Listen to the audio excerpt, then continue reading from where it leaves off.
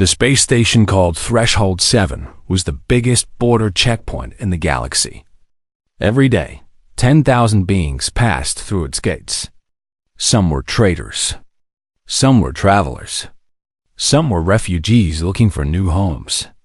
The station had been running for 200 years, and in all that time, the system had never failed. Every living thing in the known galaxy had a file. Every species had been studied. Their blood, their bones, their history. All of it was stored in a database so large that it would take 1,000,000 years to read. When someone arrived at Threshold 7, a simple scan told the officers everything they needed to know. Species, home planet, threat level. It was fast. It was easy. It was perfect until it was not. Una stood in the control room and watched the emergency lights flash red.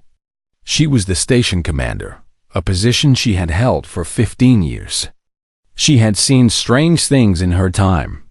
She had seen wars begin and end. She had seen species meet for the first time. She had seen miracles and disasters. But she had never seen what was happening now. A small shuttle had drifted through the outer ring of the station. It was damaged badly. Fire marks covered its surface. Holes dotted its body like wounds. The ship looked like it had been through a war and lost. Emergency crews had rushed to pull it in, expecting to find bodies. Instead, they found something worse. A survivor. Don stood next to Una, his young face pale with confusion. He was new to the station, still learning the ways of border work. His hand shook as he ran the scanner again and again. "I do not understand," he said. "The machine is not broken. I checked it 3 times. Una looked at the screen. The words glowed in bright red letters. Species unknown. No genetic match found. Origin unidentified. "Run it again," she said. "Commander, I have run it 7 times. The result is always the same."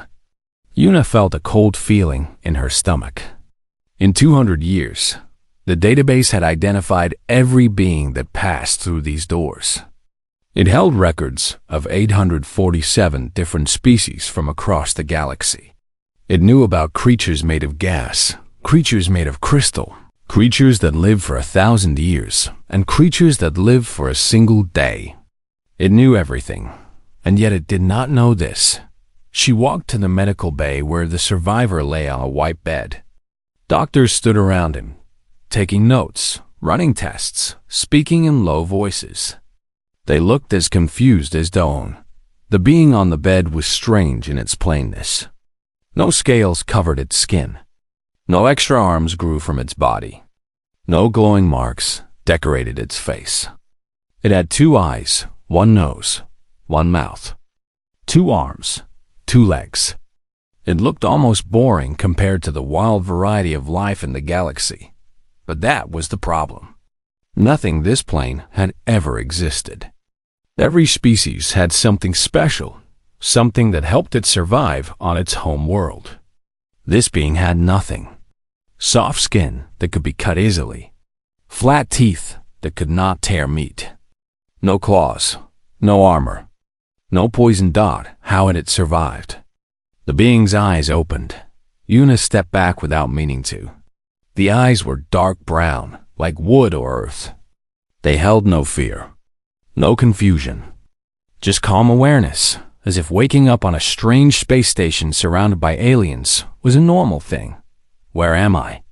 the being asked. Una's heart nearly stopped. It spoke Union Standard, the common language of the galaxy, spoken by all trading species. But how? If this being came from an unknown world, how could it know their words? "You speak our language," she said carefully. The being sat up slowly. It raised its hands to show they were empty, a gesture of peace that seemed natural to it. "I have been listening to your radio signals for 3 days," it said. "While my ship was dying, I had nothing to do but learn. You learned our language in 3 days? I am a fast learner." Una did not know what to say. Learning Union Standard took most species years of study.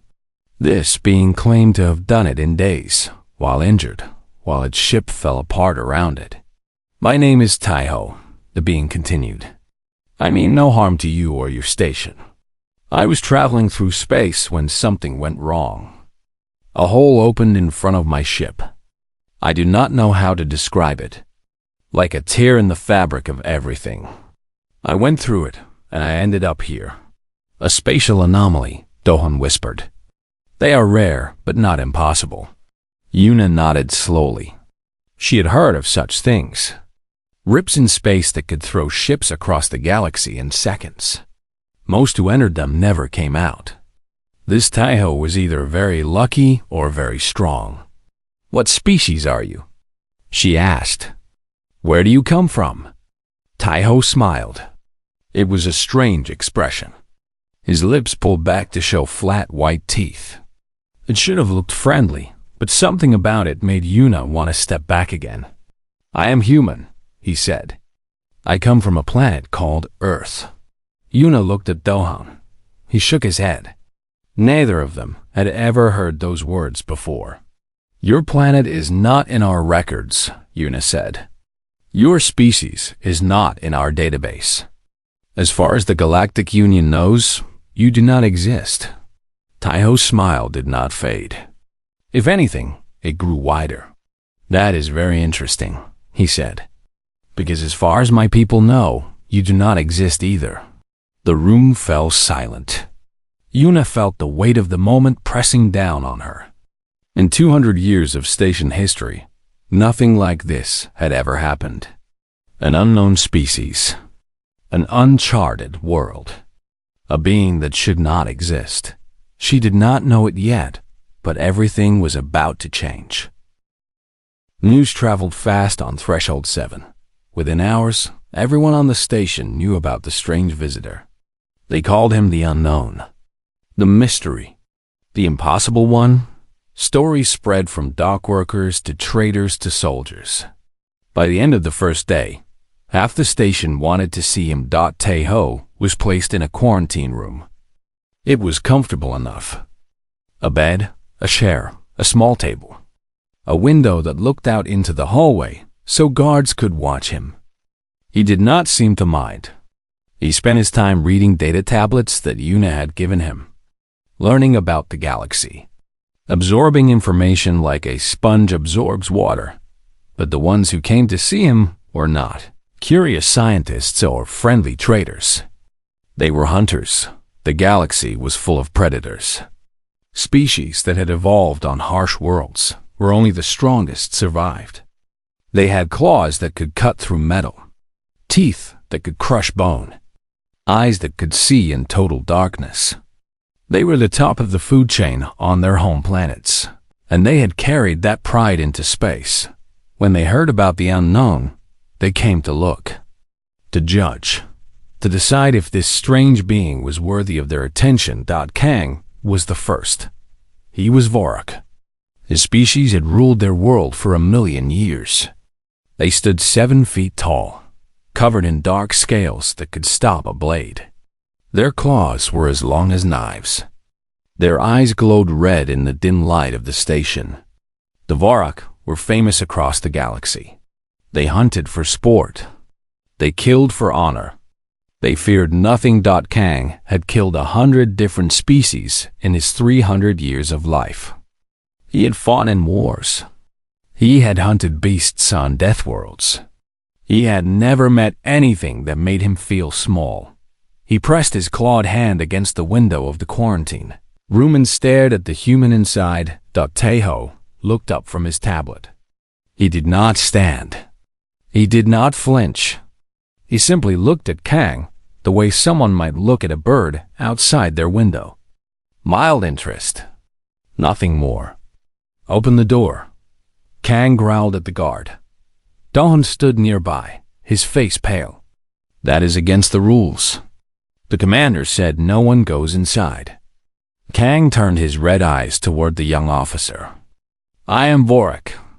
I do not follow rules made by lesser species. Open the door, or I will open it myself. Doan looked around for help, but Yuno was not there. He was alone with a 7-foot predator who could kill him with one swipe of his claws. His hand shook as he pressed the button. The door slid open. Kang stepped inside. The room suddenly felt very small. His massive body blocked the light from the hallway. His shadow fell over the human like a dark blanket. Taiho set down his tablet. "Hello," he said calmly. "Can I help you?" Kang began to circle him. This was what Vorak did when they met new prey. They studied. They tested. They looked for weakness. Every creature in the galaxy had a fear response. Faster heartbeat. Sweat on the skin. The smell of panic in the air. These things told a predator everything they needed to know. But as Kang circled the human, he found nothing. Taiho's heartbeat stayed steady. His breathing did not change. No sweat appeared on his strange, smooth skin. He smelled of nothing but soap and recycled air. He sat in his chair like a man waiting for a bus. Kang stopped circling. Something was wrong. His instincts were screaming at him, but he did not understand why. This creature was small, weak.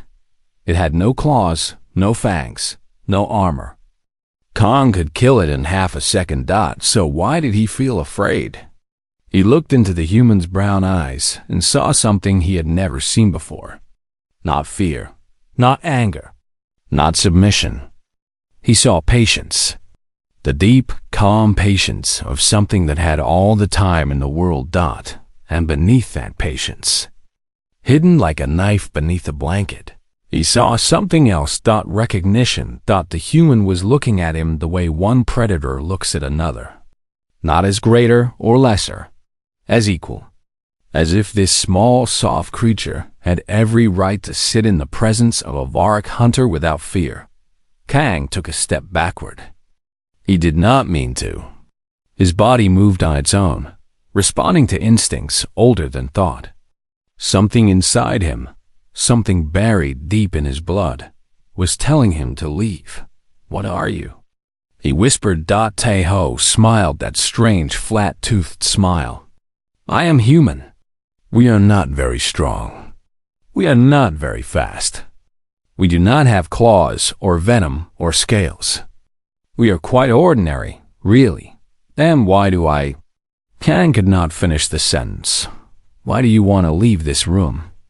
Taiho tilted his head slightly. "I think it is because your instincts are very good. They have kept your species alive for 1,000,000 years. You should trust them." Kang stared at him for a long moment. Then he turned and walked out of the room without another word. He did not look back. He did not explain himself to Dawn. He simply walked to the docking bay, boarded his ship, and left the station. He would later tell his clan that Threshold 7 held nothing of interest. He would never speak of the human again.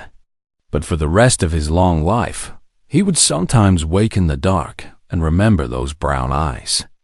And he would wonder what kind of world could create something that looked so weak but felt so dangerous. Over the next 2 weeks, 14 more predator species came to see the human. The Shadowmaw, the Crimson Hunt, the Stone Eaters, the Nightcrawlers. Each one was proud and strong and feared across the galaxy. Each one left quietly. None of them would say why. The Galactic Council met in a great hall at the center of the Union's capital world. 12 seats formed a circle around a raised platform. 12 species. 12 votes. They had governed the galaxy together for 10,000 years. Settling disputes, making laws, keeping peace among the stars. Today, they had only one topic to discuss. The human. High Counselor Mira floated above her seat. She was Etherian, a being of pure energy. Her species had left their physical bodies behind long ago. Now they existed as light and thought, ancient and wise beyond measure. She had led the council for 500 years. "Thank you all for coming on such short notice," she said. Her voice did not come from a mouth. It simply appeared in the minds of everyone present. I trust you have all read the reports from Threshold 7. We have read them, said Counselor Barham. He was synthetic, a species of machines that had gained consciousness millions of years ago. His metal body gleamed under the lights of the chamber. And frankly, we do not believe them. You think the reports are false? Myra asked. I think they must be. The database contains every known species in the galaxy.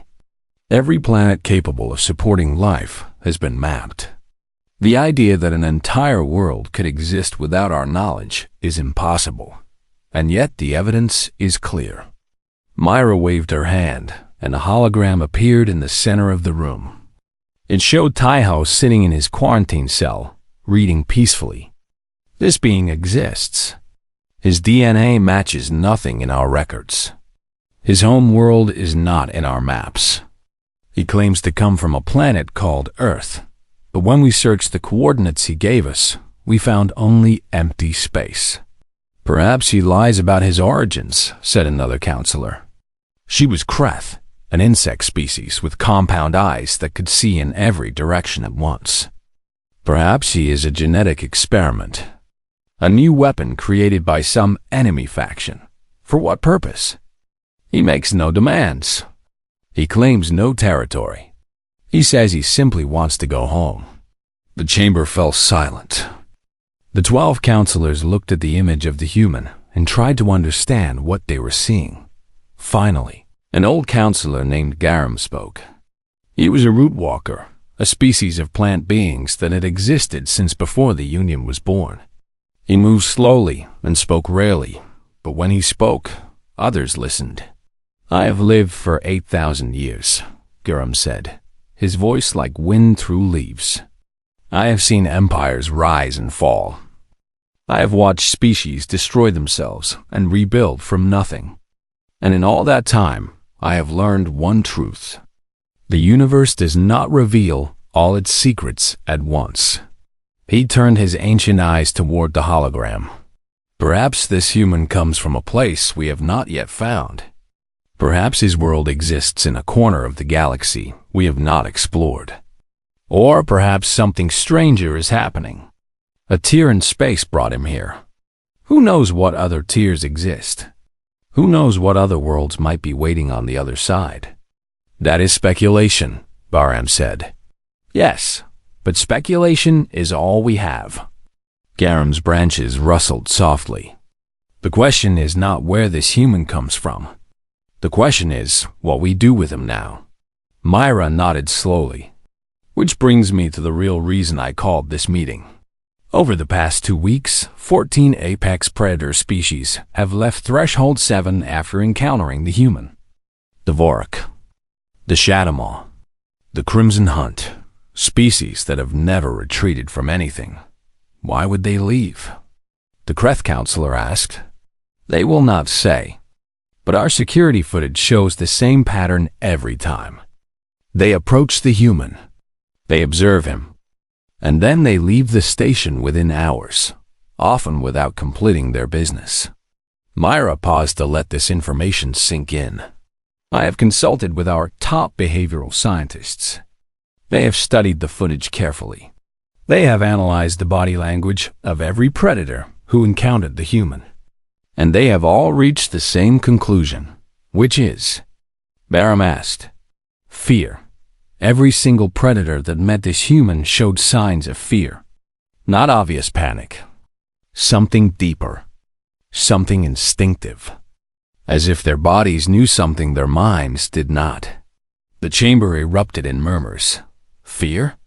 The great predators of the galaxy, afraid of a small soft creature with no claws and no fangs? It seemed impossible. Our empathic monitors have scanned the human repeatedly, Myra continued. He shows no hostile intent. He has no weapons. He has made no threats. And yet somehow, beings that have conquered death worlds are afraid to stand in the same room with him. What does the human say about this? Garam asked. He claims not to understand it, but our monitors indicate he is not telling the whole truth. He knows something he is not sharing. Then we must make him talk the Kreth counselor said. We cannot allow an unknown threat to simply walk free. And how do you suggest we do that? Myra asked. We have no legal grounds to hold him. He has committed no crime. He has broken no laws. He is simply a traveler who got lost. Then let him go, said another counselor. Give him a ship and send him away. Let him become someone else's problem. And if he returns with others of his kind, what then? The debate continued for hours. Some wanted to detain the human. Some wanted to release him. Some wanted to study him. Some wanted to forget he ever existed. The votes went back and forth, never settling on an answer. The Council of 12 Species, united for 10,000 years, could not agree on what to do with one small human dot and in his quarantine cell.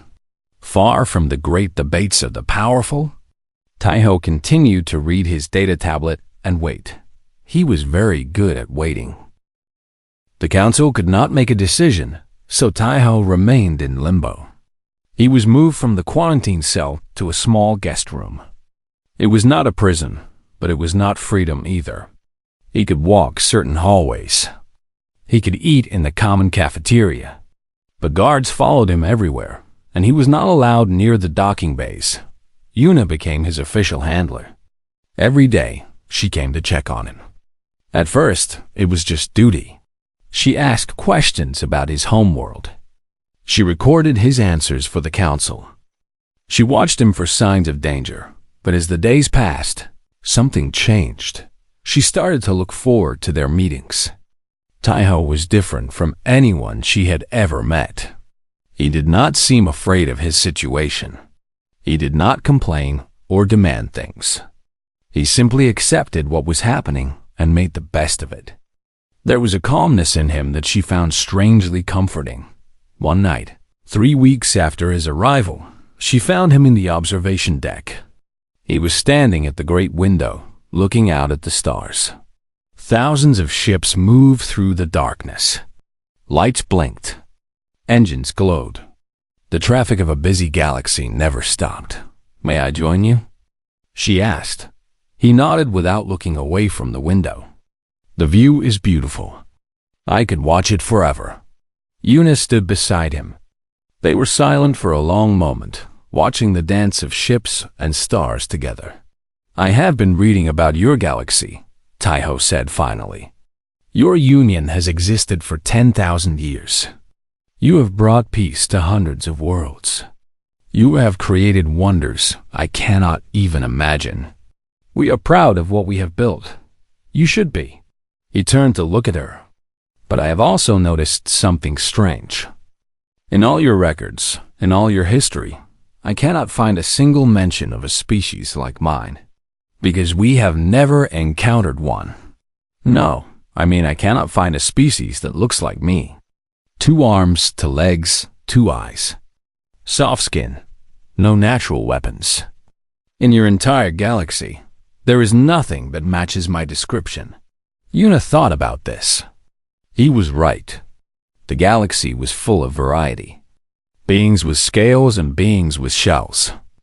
Beings with 12 limbs and beings with none. Beings of energy and beings of stone. But she had never seen anything quite like a human. Why do you think that is? She asked. Taiho smiled his strange smile. I think it is because beings like me usually do not survive. We are too soft, too slow, too weak. On most worlds, something like me would be eaten before it could walk. But you survived. Yes, we survived. His voice grew quiet. My planet is called Earth. It is a small world, mostly water, orbiting an ordinary star. When my species first appeared, we were nothing special. Prey animals, really. Food for things with bigger teeth and sharper claws. What happened? We learned. We adapted. We refused to die. Taiho's eyes grew distant, as if he was looking at something far away. Earth is not a gentle place. The weather changes without warning. Earthquakes shake the ground. Volcanoes burn the sky. Ice ages come and go. And everywhere, always, there are predators. How did you survive? We became the most dangerous thing on our planet. He said it simply, without pride or shame. Just a fact. We could not outrun our predators, so we learned to chase them until they collapsed from exhaustion. We could not outfight them, so we built weapons. Rocks became spears. Spears became arrows. Arrows became things that could destroy entire cities. Yuna felt a chill run through her fur. You developed weapons that could destroy cities? We developed weapons that could destroy our whole world. And we have used them against each other. Taiho's voice was soft but heavy. My species has been at war with itself for most of our history. We fight over land, over resources, over ideas, over things that seem important at the time, but are forgotten a generation later. That is terrible. It is. It is. But it also made us strong. He turned to face her fully. Your predators. The Vorak, the Shadow Maw, all the others. They evolved to hunt prey. Their instincts tell them how to find weakness, how to sense fear, how to know when something is beneath them. Yes, but humans are different. We did not evolve to hunt prey. We evolved to hunt each other. Taiho's brown eyes met hers. For 100,000 years, the most dangerous thing a human could meet was another human. We learned to hide our fear. We learned to smile while planning violence. We learned to look harmless while being deadly. Yuna took a step back without meaning to. That is why they fear you. The predators. They sense what you are. Perhaps. I do not know exactly how their instincts work. But yes, I think they sense something. Something old. Something that tells them, I am not prey. What are you then? Taiho was quiet for a long moment. When he spoke again, his voice was very soft. I am what happens when a weak species refuses to accept its place. I am what happens when prey decides to become predator. I am 100,000 years of survival against impossible odds. He reached out and gently took her hand. His skin was warm and soft. But I am also more than that. Humans are not just violence and war. We build beautiful things. We create art that makes people weep. We love deeply and loyally. We dream of reaching the stars. He smiled, and this time it did not seem strange at all. We just want to find our way home, Yuna. That is all we have ever wanted. A safe place where we can build and grow and live in peace. We've been searching for it since we first looked up at the night sky. Yuna did not know what to say. She stood there, holding his hand, looking into his eyes, and for the first time she thought she understood. Humans were dangerous because they had to be, not because they wanted to be. Somewhere out there, in a corner of the galaxy no one had explored, there was a small blue world full of beings just like him. Beings who had clawed their way up from nothing. Beings who had fought against their own nature and their own planet and each other. And somehow, impossibly, survived. And now one of them was standing before her, asking only to go home. I will help you, she said quietly. I do not know how yet, but I will find a way. Taiho squeezed her hand gently. Thank you, Yuna. That means more than you know. The council remained deadlocked for 3 more weeks. Half wanted to keep the human. Half wanted to let him go. The arguments went in circles. Papers were written. Reports were filed. Nothing changed. Then something unexpected happened. A Vorak warship arrived at the capital world. It was not scheduled. It had not requested permission. It simply appeared, massive and dark against the stars, and demanded an audience with the council. On board was Kong. He walked into the great hall alone. His red eyes swept across the 12 counselors. His claws clicked against the marble floor. Every being in the room knew who he was. The greatest hunter of his generation. a warrior who had killed things that would haunt the nightmares of ordinary people. "I am Kang of the Vorak," he announced. "I have come to speak about the human." Counselor Mira floated forward. The Vorak do not usually involve themselves in council matters. This is not a usual matter.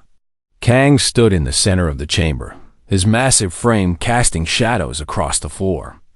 I was the first predator to meet the human. I looked into his eyes. I tested his spirit. And I left. "Why did you leave?" Baram asked. "Our records show you departed the station within an hour of meeting him. Because I was afraid." Kang said the words without shame. In Vorak culture, admitting fear was worse than death. But he said it anyway. "I have hunted across 100 worlds. I have killed creatures that would make your scientists weep with terror. I have never felt fear. Not once in 300 years. He paused, and the chamber was completely silent. But when I looked at that human, something inside me screamed. Not my mind. Something deeper. Something that my ancestors passed down through 1,000,000 years of evolution. "What did you feel?" Old Garam asked quietly. "I felt that I was looking at something that should not exist. A prey animal that had become more dangerous than any predator. A weak thing that had survived by being more ruthless, more patient, more willing to suffer than anything else in its world." Kang turned slowly, meeting the eyes of every counselor in turn. "The Vorak understand predators. We are predators. And I tell you now, that human is more predator than any of us. Not because of claws or strength or speed, but because his species learned to hunt in ways we cannot imagine. They hunt across days and weeks. They chase their prey until it dies of exhaustion. They build traps and weapons and plans that take years to complete. You learned all this from looking at him?" Myra asked. "I learned it from how he made me feel. My instincts have kept me alive for 300 years. They have never been wrong." Kang's voice dropped low. That human looked at me like I was just another obstacle. Not a threat. Not a challenge. Just something in his way that he had already figured out how to deal with. The chamber murmured with uneasy voices. "I came here to give you advice," Kang continued. "The Vorak do not give advice. We take what we want and kill those who oppose us. But this is different. This human represents something new. A species we have never met. A species that evolved on a world we have never seen. What is your advice?" Myra asked. "Let him go. Help him return to his home. And pray that his people remember your kindness when they finally find their way to the stars." "You believe they will reach us?" Baram asked. "I believe that nothing in the universe could stop them. They survived on a death world with no claws, no fangs, no armor. They fought their way to the top of their food chain through pure will. And now one of them has appeared at our doorstep by accident." Kang's red eyes glowed in the dim light of the chamber. "It will not be an accident next time. They will come deliberately. In ships they built themselves, with weapons we cannot imagine. And when they arrive, they will remember how we treated their lost brother." The vote was held that afternoon. This time, it was not close. 11-1 in favor of releasing the human and providing him with a ship. 1 month later, Taiho stood in the docking bay of Threshold 7. A new ship waited behind him. It was small but fast, equipped with the best navigation systems the Union could provide. The coordinates for the spatial anomaly had been calculated. If he was lucky, he might find his way back to where he came from. Yuna stood before him. Her eyes were wet, though she tried to hide it. "Will you come back?" she asked. "Someday, perhaps. When my people are ready." He smiled gently. "We are not ready yet. We are still fighting among ourselves. Still learning how to be better than our nature. How long will that take? I do not know. 100 years. 1,000. Maybe more. He reached out and touched her face softly. But we will get there. Humans always get there eventually. We are very stubborn. She laughed despite her tears. Yes, I have noticed that. When we arrive in your galaxy properly, we will not come as conquerors.